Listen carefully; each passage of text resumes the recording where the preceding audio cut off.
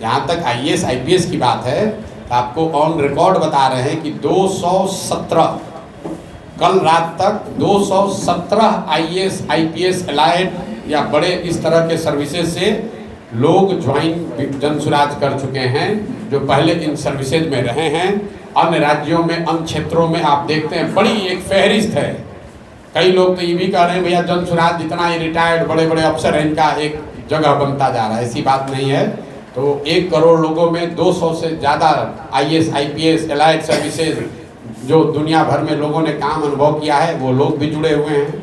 सबसे बड़ी संख्या में बिहार का कोई ऐसा जिला नहीं है जहाँ का टॉप मोस्ट डॉक्टर और वकील जनसुराज का हिस्सा नहीं है। जमुई भी इसमें शामिल है।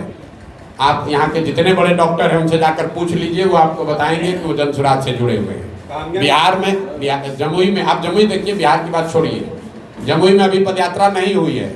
अभी आलम यह है कि यहाँ पर जितने बड़े वकील हैं वो सब लोग जनसुराज में हैं, जितने बड़े डॉक्टर हैं वो सारे लोग जनसुराज में हैं, जितने बड़े यहाँ समाज सेवी व्यवसायी हैं उसमें ज़्यादातर लोग जनसुराज में। आप लोग पत्रकार हैं, जाकर उनसे पूछिए कि प्रशांत किशोर ने दावा किया आप जुड़े हैं कि नहीं जुड़े हैं, और अगर वो हाँ ना बताएं तो फिर हमारा गर्दन पकड़िएगा। अभियान और आंदोलन में फर्क है। अच्छा। और हम 2 बरस से गांव-गांव घूमकर कह रहे हैं कि जनसुराज में और प्रशांत किशोर की जो अपनी सोच है, हमारा आंदोलनों में कोई यकीन नहीं है। किसी भी आंदोलन से दुनिया में, अगर आप थोड़ा बहुत पढ़े लिखे व्यक्ति हैं, पढ़िएगा तो आपको पता चलेगा कि फ्रांस की क्रांति को अपवाद के तौर पर छोड़ दीजिए तो दुनिया में किसी भी आंदोलन से मानव सभ्यता के विकास में कोई बहुत बड़ा योगदान नहीं हुआ है।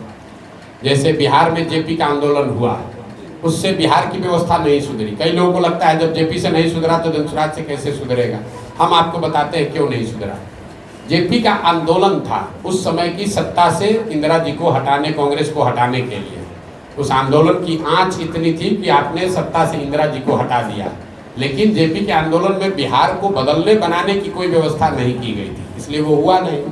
और ये सिर्फ जेपी के आंदोलन की बात नहीं है, मैं कह रहा हूँ दुनिया में जितने आंदोलन आज तक जीवन में हुए, जितने मानव सभ्यता के इतिहास में हुए, क्यों हो कैसा है?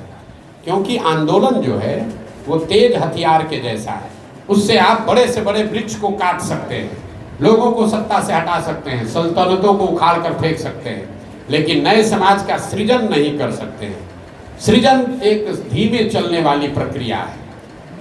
अगर आपके पास बढ़िया हथियार है, बड़े पेड़ को 1 दिन में काट लीजिएगा, लेकिन कैसा भी हथियार हो, पौधे को पेड़ बनाने में समय लगता है।